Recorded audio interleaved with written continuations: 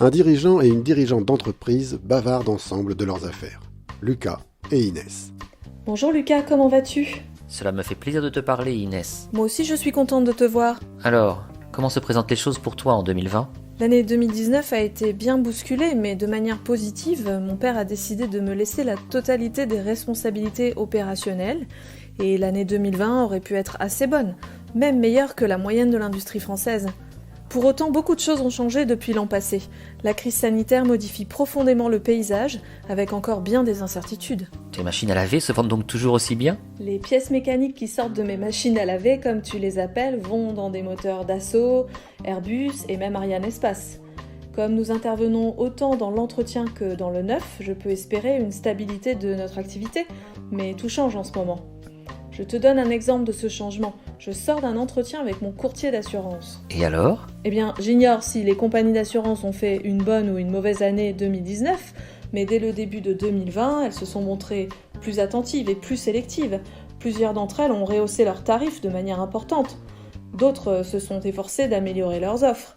Nous allons donc revoir la cartographie des risques auxquels nous sommes exposés et faire jouer la concurrence. Mais c'est à ce point ? La crise sanitaire a surpris tout le monde, mais elle ne se place pas à l'opposé des anticipations de début d'année.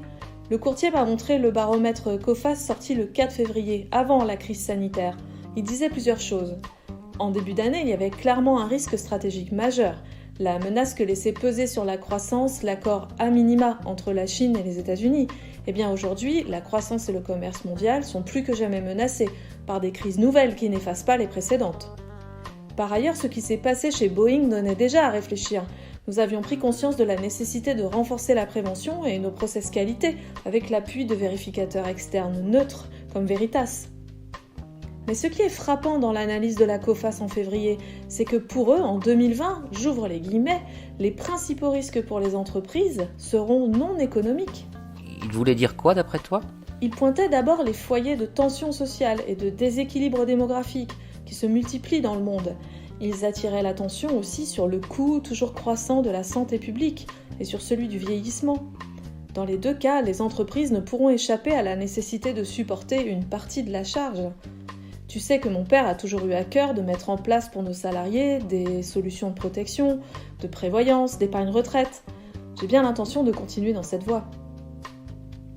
La Coface faisait le lien avec toutes sortes d'évolutions systémiques.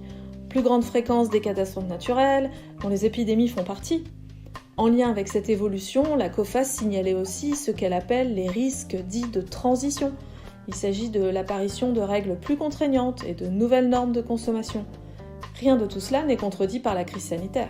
Est-ce qu'ils ont aussi parlé du cyberrisque ? C'est évoqué bien sûr, mais ce n'est pas leur cœur de métier. Pour nous, cependant, le cyberrisque est très important. Nous sommes connectés avec nos clients, nous échangeons des données, certaines sont classifiées. Nous sommes plutôt en avance sur la moyenne des entreprises françaises, mais j'ai demandé à notre courtier de me faire de nouvelles propositions. Je sais que cela va être difficile car les compagnies voient arriver des sinistres de plus en plus considérables. Selon l'AMRAE, l'association du management du risque en entreprise, citée par les Échos le 14 janvier, pendant 10 ans, les assureurs ont voulu vendre des assurances cyber et au moment où les clients sont enfin prêts à souscrire, ils commencent à voir arriver les sinistres et excluent les risques à traiter. Ah bon ? Alors c'est quoi la solution ? C'est comme pour ton assurance vol. Si tu te protèges mal, tu n'es pas couvert. En fait, dans le cyber-risque comme dans les risques environnementaux, il faut associer la prévention et l'assurance. Avant d'aller chercher de nouvelles couvertures par l'intermédiaire de notre courtier, nous allons faire réaliser un audit par un organisme indépendant de renom. Est-ce que l'on peut dire alors qu'en 2020, la prévention va prendre le pas sur l'assurance ? J'ignore si l'on peut être aussi catégorique.